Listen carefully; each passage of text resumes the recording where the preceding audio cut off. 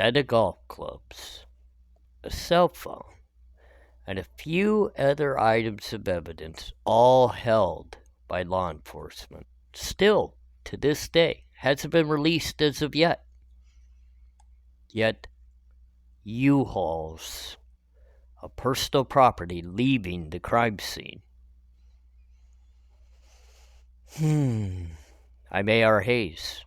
Convict's thoughts, and I just take a deep breath, I shake my head, and I wonder, why does this police department, and in the way that they handle the actual evidence in the Idaho Ford tragedy, lost 4 amazing young souls, Xana, Ethan, Maddie, Kaylee, a cell phone. They still have Kaylee's cell phone to this day.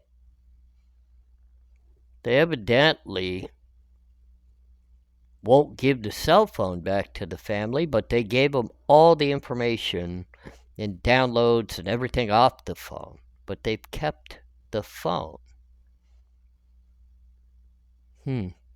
What evidence could be in that phone? What is so important about actually keeping the phone? Why didn't they just download everything themselves? They could keep all the digital evidence and give back the phone. But no, they gave back the digital evidence and kept the phone. What about that set of golf clubs? Supposedly Ethan's set of golf clubs. Parents have said they still haven't got those back as of yet. Could that be a blunt item used in overcoming somebody within the home? I mean, I understand. It seems as though law enforcement, even the coroner, people right from the get-go wanted to make sure everybody felt as though only a single weapon was used in this crime, even when a father of one of the victims clearly states the wounds were different. Even by reading the PCA, you could tell the severity and the different types of wounds. I mean, slashing compared to stabbing is different wounds. That's why autopsies are so important.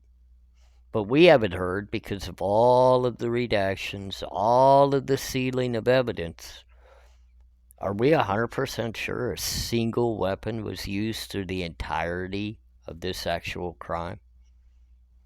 Was there a chance, just like Aspen was telling me not too long ago, as she sits here and ponders, was a golf club used? I don't know if you've ever been hit by a golf club, because not many of us really want to experience that. I'm a golfer, so unfortunately on the driving range or on the golf course, sometimes you get hit with a golf club, even though it might not be intentional, it might not be full force. I'll tell you what, it doesn't feel good. It hurts.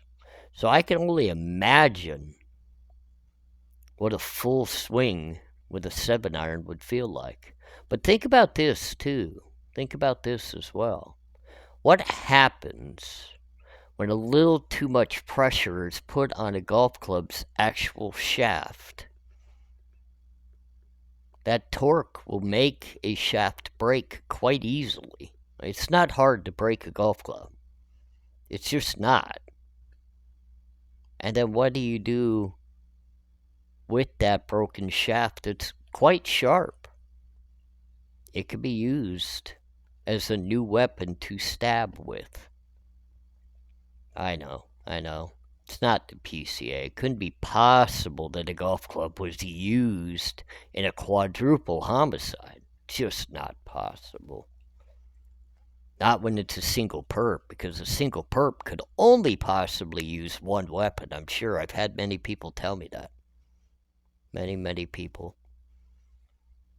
Funny, because Aspen and I were going back and forth in our discussion, and she could see the vision that just maybe one more extra weapon could have been utilized.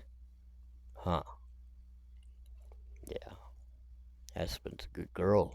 She uses her brain. She's very smart. She's glad that you're here to talk about this because evidence in this case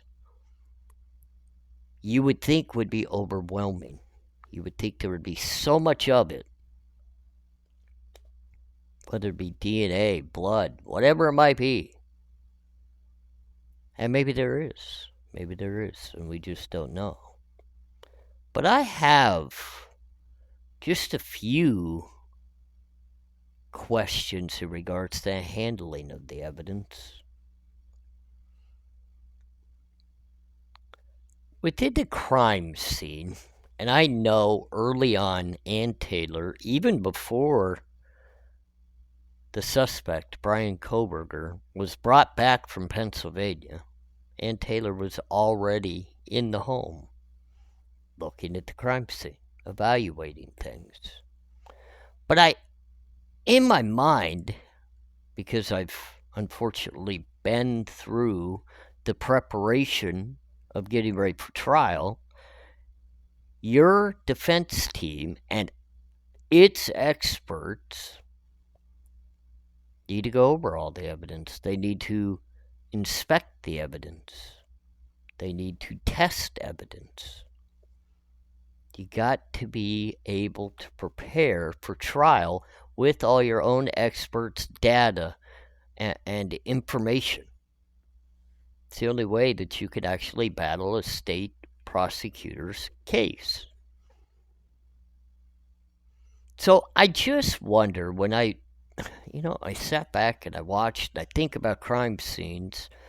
So let's just take, for instance, the upstairs third floor bedroom where it clearly states that Maddie, and Kaylee were in the same room sleeping on the same bed when the attack seemingly happened. The sheath was found on that bed as well, just underneath Maddie's body. But I just wonder, with all of that happened, and I think that you and I and Aspen and many of us out there that are really focusing in on the evidence of this case would understand that somebody that's been stabbed, maybe even beaten, attacked, that lost their life in that room, on that bed, 2 females, would leave evidence on that bed. There would be blood. There would be blood splatter. There would be different things that would happen within that. Now, in a lot of my cases,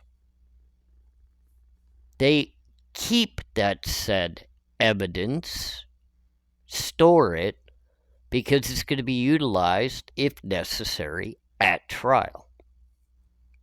And yes, I understand. A lot of people say, well, they use pictures, they take the measurements, they document everything. That is true. They do. They do. But I've also been through cases that literally had storage units filled of the evidence from the crime scene, just in case they ever need to go back, do more testing, evaluate it, gather more information about, or even display it for a jury. So, in my mind, not everything in the home would be deemed as evidence. Of course not. Of course not.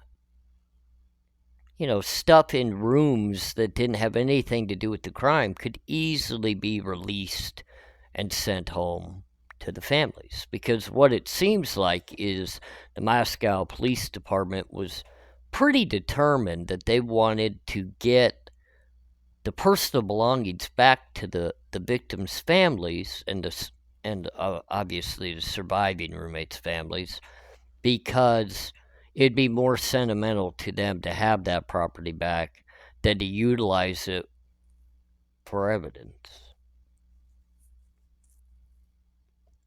So the beds that these victims were possibly killed in that would have actual evidence in it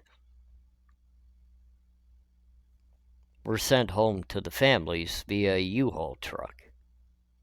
Actually, I don't think the beds. I take that back before everybody gets on me about that mistake. I guess you're right. The beds were actually removed out of the home and thrown in a open bed truck to be driven somewhere. So the beds probably didn't go home to the victims' families. I just feel as though, in the back of my mind, they cleaned out the crime scene, the home, within weeks after the actual crime happened. And I'm just not 100% convinced in my mind that all the necessary work had been done regarding maybe possible evidence within the home.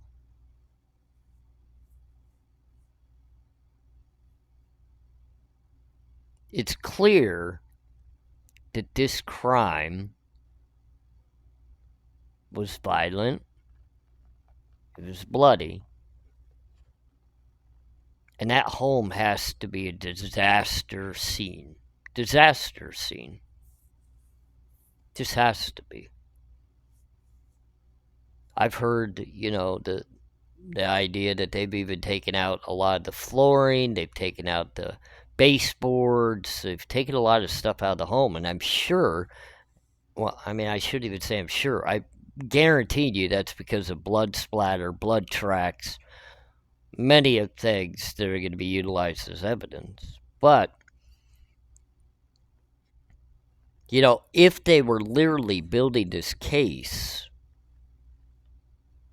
for the state to be able to turn over as much evidence as they claimed that they did, and then also for the state to have prepared themselves in case this defendant decided to take it to his speedy trial, which was his right, which obviously petered away because there were so much lack of evidence that the defense felt like they had that they had to keep requesting more. So my questions would be, and they're pretty simple, you've got this, what people deem to be mountain-size pile of evidence that's handed over from the prosecution to the defense, yet the defense is very quick to state they have a lack of evidence.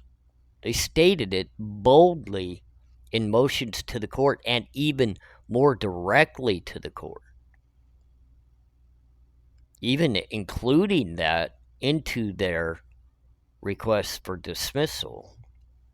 Now, I have been through the system and through the occurrence of it all, have had many of conversations with not only privatized lawyers that defended me, but also through the public defenders that defended me. And any time that I pushed that they didn't have certain evidence against me, my lawyers would literally look at me and tell me, but they have the important evidence against you. You may feel like they have a lack of evidence, but they have very strong evidence. And they would look at me directly and say, we could try to attack this, this, and this, but I'm telling you, they have strong evidence. There was never a time my counsel motioned to the court that there was a lack of evidence in one of my cases.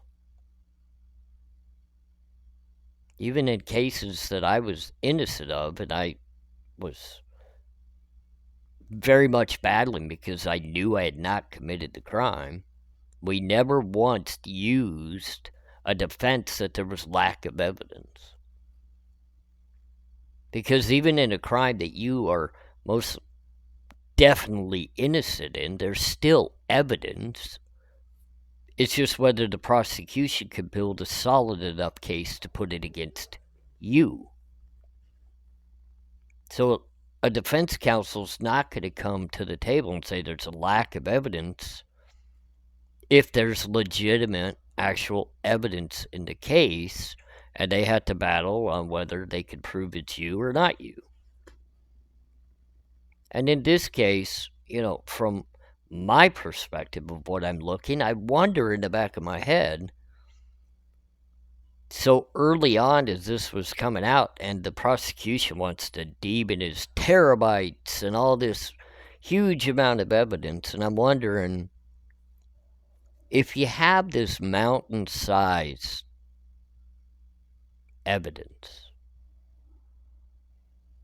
one, why would you even be afraid to turn over the IgG information, even if it did get tossed and thrown out? Even if it got deemed inadmissible to the court, and you lost that battle, even if it cost you, let's just say, for bold sake, it cost you the DNA on the knife sheath. It gets tossed. But you've got this mountain size of evidence. Mountain size. You have all these tips and eyewitness accounts and informants and people giving you this information in the case.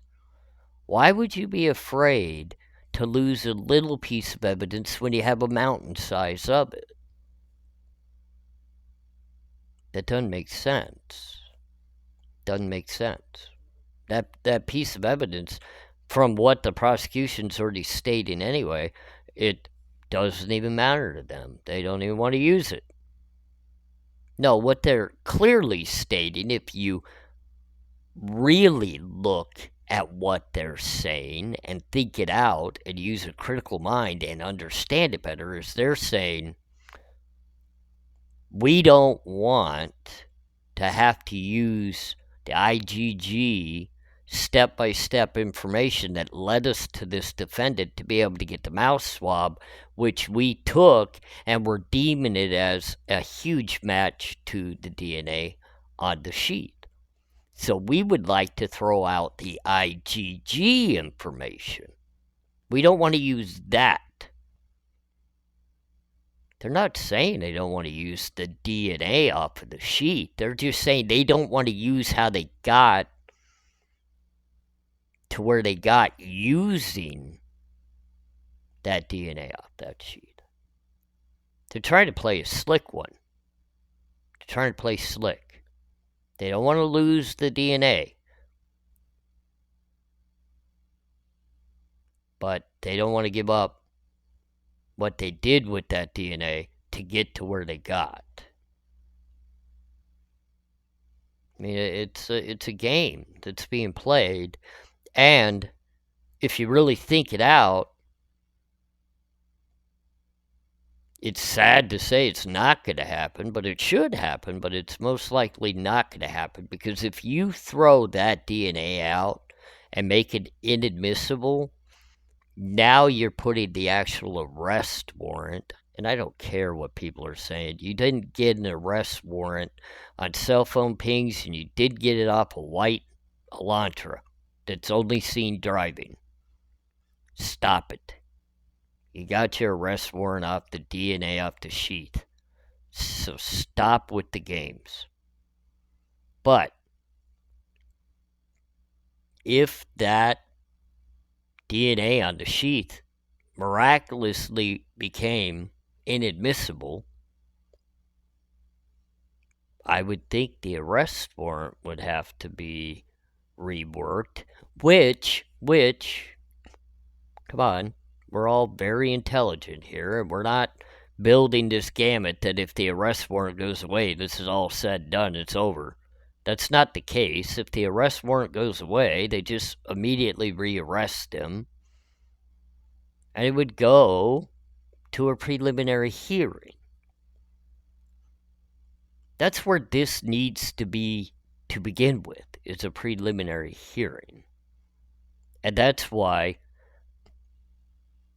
I look at just the oddities, not even so much just the overall oddities of the case, but I'm looking at evidence. That's why I've been spending today in these videos. I'm looking at the evidence. I'm really stuck on it. I'm thinking hard about it. If you worked this crime scene appropriately, if you worked it appropriately, because we see you looking like astronauts in your suits in the living room, and you're looking for evidence. You're doing your work within the home, and that's great. That's awesome. Why didn't you even touch the trash on the back porch? I see you digging in the dirt and measuring out the tire marks, and you're doing all this stuff. You're putting up your tape, and you didn't even look in the trash bag right outside the back door of the so-called entrance of the home. That's the way you say the perp most likely entered and exited the home.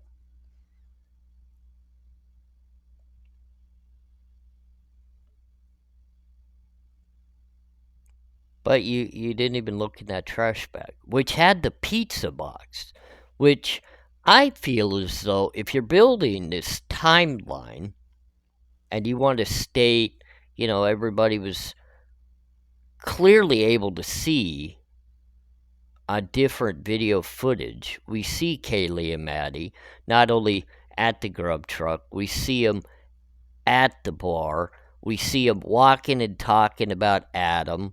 We see all these clips of those two on camera. Is there not any camera footage anywhere of Ethan and Xana? Why did Maddie and Kaylee's footage get released, but we haven't seen a thing about Xana and Ethan? We haven't seen anything about Dylan. We haven't seen anything about Bethany. Not a thing. Not a thing. Is that because Kaylee's dad, Steve, is the one that released all that footage? Kind of makes sense. Because from what we understand, the great investigating law enforcement that was all over this case didn't even go looking for actual video footage until the sister of Kaylee decided to do it for them. Man, that's crazy.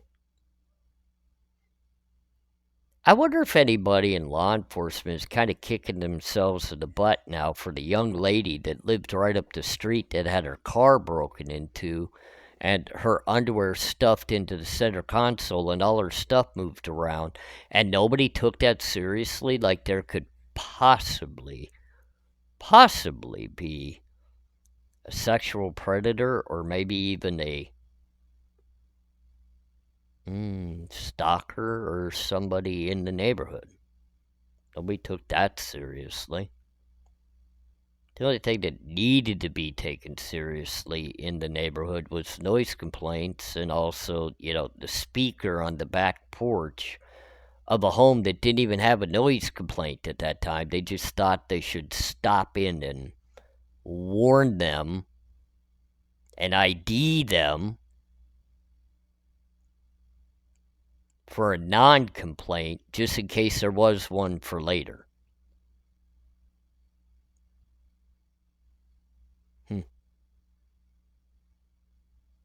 It's pretty interesting, though, Hey, we're just here. We saw you have a big speaker on the back porch. We want to take a picture of your ID, and we're going to go and give you a warning so that if we have to come back out later, meaning if you do decide to turn on your music and that actually gets a little loud, we'll come back out and we'll actually have to issue a ticket next time because we're already giving you a warning now, even though we haven't had anybody call on you today.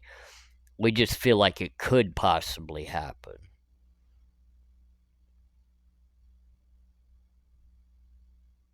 But what is on Kaylee's phone? What is on Kaylee's phone? What is on Kaylee's phone that couldn't just be collected via digital evidence, just like they gave the digital back to the family, but they kept the phone? Is there evidence like blood on the phone? Is there fingerprints on the phone? Did somebody hold the phone? Did somebody dial the phone? Why just Kaylee's phone? Why not Maddie's phone? Why not Ethan's phone? Why not Xana's phone? Why are we hearing it's only Kaylee's phone?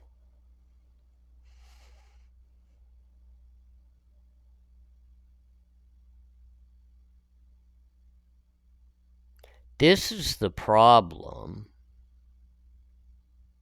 with hiding and sealing evidence. So let's just briefly speak about that before I let you go for the night, because I've got some homework to do, just so everybody knows. I've got some great stuff coming up in regards to the suitcase murders with good old Boone.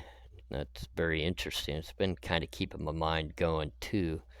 But, I want to... Why does everything have to be so secretive within this case? What is going on that everything has to be sealed? And I know I get a lot of people reaching out to me about informant. He works for them.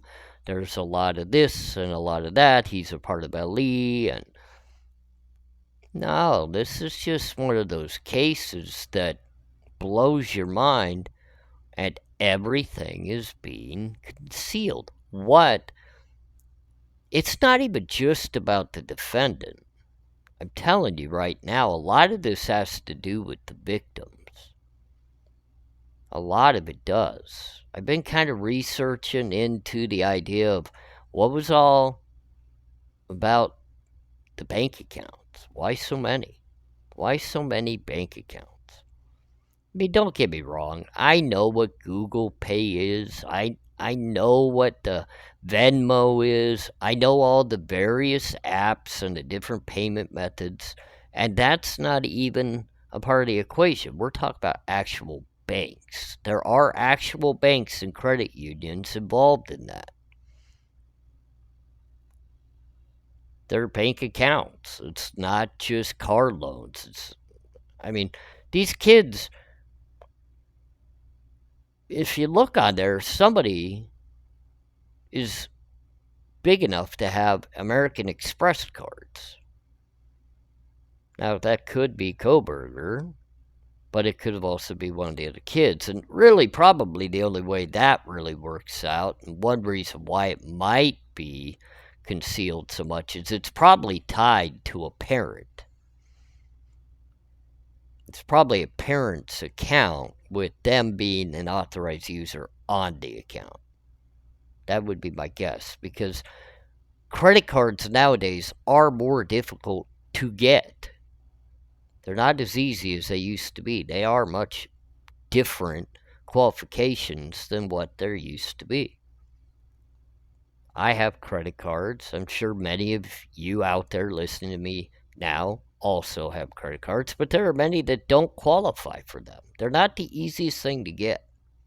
It's why they've come out with things that are like prepay type credit cards, like Chime and different things like that, where you have a secured amount of money that you put on it, and it acts like a credit card. But you look at these kids. We got banks. We got all these different apps. We got all these different investigations and warrants that had to be served. And it all makes sense. It really does. I mean, Instagram, TikTok, blah, blah, blah, blah, blah. I don't utilize them, but I know a lot of people do. Especially at that young age. They live on that stuff. But in an overall realm, in a case of this magnitude, it's very hard to keep everything sealed and locked down like this case is. It's also very rare that you see the actual police force loading personal property up into U-Hauls to drive it to said families. I can see the families hiring a moving company to come in and do that, but I not typically law enforcement driving a U-Haul from the crime scene to deliver property to the families. Very odd. It's very, very odd.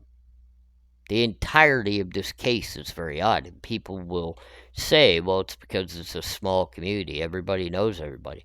Those kids' families are not from Moscow, Idaho. They don't live there. They're not there. This property had to leave the area.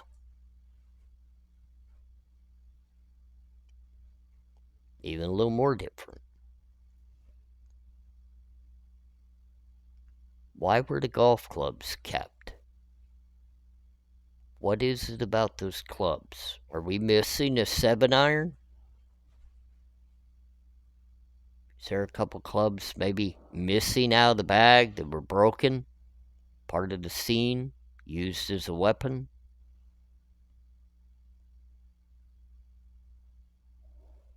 It's possible. It's very, very possible.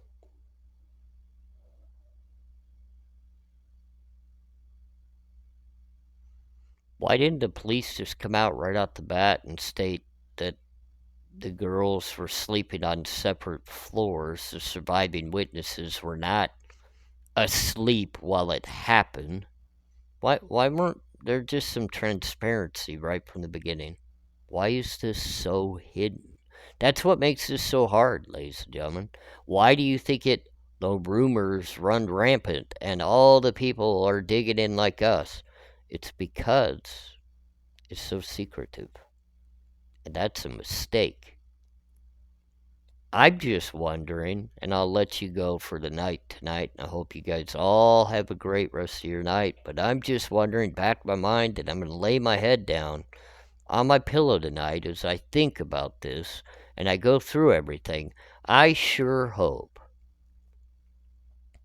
that they do not seal and redact the trial. I hope there's some transparency when this actually goes to trial, and people will chuckle a little bit with that, because it is kind of a sarcastic statement towards this entirety of what's going on. We've gotten to the point now that the actual media doesn't even have control of the cameras in the courtroom anymore, because now, on top of all the secrecy, the courts are going to control the actual cameras as well.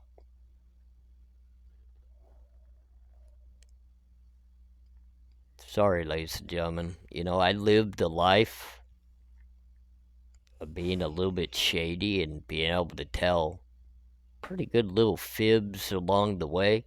But when you decide to be transparent, you still know what it's like to have to hide things. You know what it's like and the reasoning behind telling lies.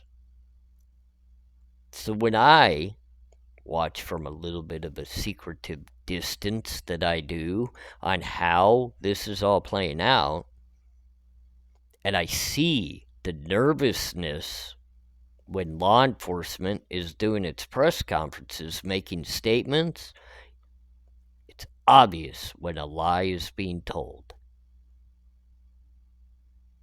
It's obvious.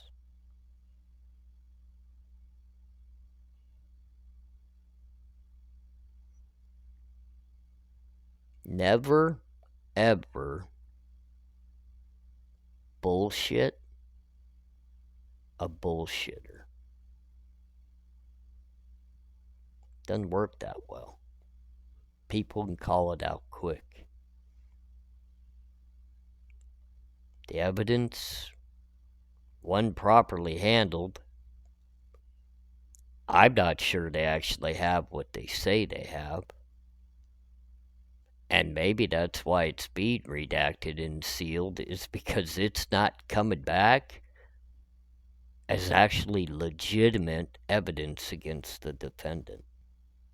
It might just be evidence that's not adding up to anything. I'm ARHayes, Convicts Thoughts. Thanks for listening. Great discussion. Hope to have another one soon.